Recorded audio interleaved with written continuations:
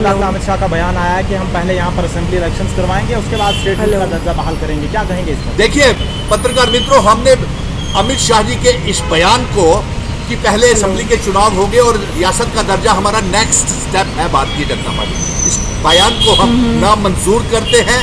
जम्मू कश्मीर की आवाम इसे नामंजूर करती है और मिशन स्टेटहुड जिसने सुप्रीम कोर्ट में ये जंग जीती है कि रियासत का दर्जा वापस किया जाए और जम्मू कश्मीर में असेंबली के चुनाव करवाए जाए, इसलिए हमारी ये मांग है कि चुनावों से पहले, असेंबली के चुनावों से पहले रियासत का दर्जा वापस किया जाए। और मिशन स्टेटहुड अमित शाह जी के इस बयान को आउटराइटली रिजेक्ट करती है। इसलिए इस तरह से यहाँ पर लोकसभा इलेक्शंस हुए हैं, काफी सक्सेसफुली हुए और वोटर टर्नआउट भी काफी अच्छा रहा। क्या कहेंगे? उसमें तो हमारी जीत है और आप पत्रकार मित्रों को मुबारक दे देता हूँ। आपके सहयोग के साथ हम ये जम्मू कश्मीर की 5 पार्लियामेंट की सीटें जीत रहे हैं, एक लद्दाख वाली भी जीत रहे हैं और इसके साथ साथ 4 जून को एक चौंकाने वाले नतीजे आएंगे।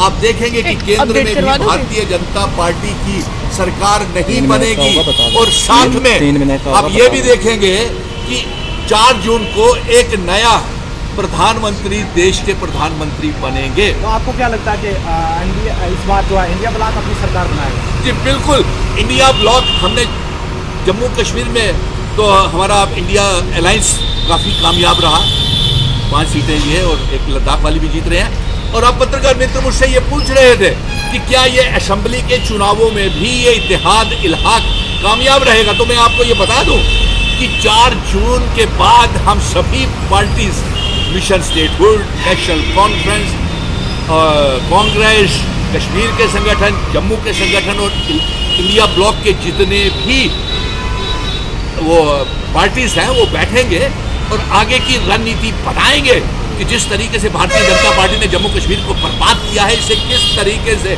जम्मू कश्मीर से बाहर रखा जाए। नंबर 2 कि हम 90 की हाँ तो लड़े ना, हमने कहा आपको तो 3 पार्लियामेंट की भी चुनाव लड़ने चाहिए थे। अमित शाह जी ने क्यों हार मान ली उम्मीदवार उतारने से पहले, और फिर क्या भरोसा है, इसलिए हम नामंजूर कर रहे हैं। मैं तमाम पॉलिटिकल पार्टीज को भी बोलूंगा कि इसके ऊपर समझौता मत कीजिएगा। रियासत के चुनावों से पहले, असेंबली के चुनावों से पहले रियासत का दर्जा वापस आना चाहिए। पत्रकार मित्रों ये नोट कर लीजिए और तमाम पॉलिटिकल पार्टीज भी नोट।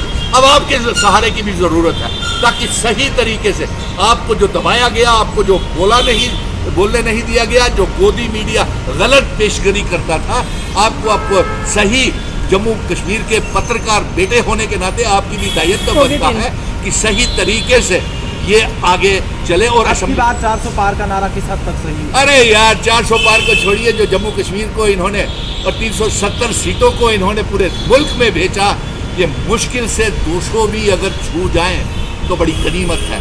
और प्रधानमंत्री 4 जून को एक नया बनने जा रहा है और साथ में 4 जून को एक नॉन बीजेपी सरकार बनने जा रही है। तो कह रही है तीसरी बार भी वज़ीर आज़म नरेंद्र मोदी ही बनेंगे। चले देख लेने दीजिए, वो तो जम्मू कश्मीर से ही अंदाजा हो जाएगा कि 3 सीटें जीतने से पहले ही उन्होंने हार ली, कबूल कर ली। और अब सबसे बड़ी बात तो ये है कि बेनकाब हमारा इंडिया ब्लॉक जो है असेंबली की तमाम सीटों के ऊपर सरकार बनाने जा रहा है। और जो मिशन स्टेटहुड का मिशन था कि जो हमारी रियासत वापस मिली जाए, वो जंग सुप्रीम कोर्ट से हम जीत के आए हैं और ये एहसान नहीं करेंगे रियासत में चुनाव और असेंबली के चुनाव करवाने से, ये कोई एहसान नहीं है।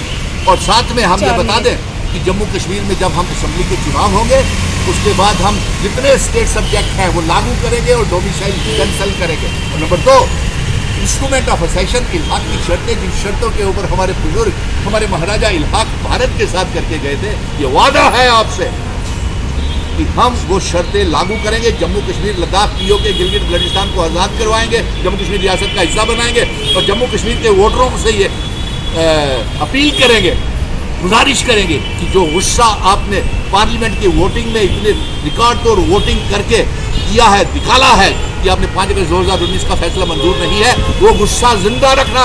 अभी असेंबली के चुनावों में वो गुस्सा नौजवानों का, बेरोजगार पढ़े लिखे नौजवानों का, लोगों का, गरीबों का, वो आगे काम आएगा। और असेंबली के चुनावों में आप बटन दबा करके हमारी सरकार, इंडिया ब्लॉक की सरकार बनने जा रही है।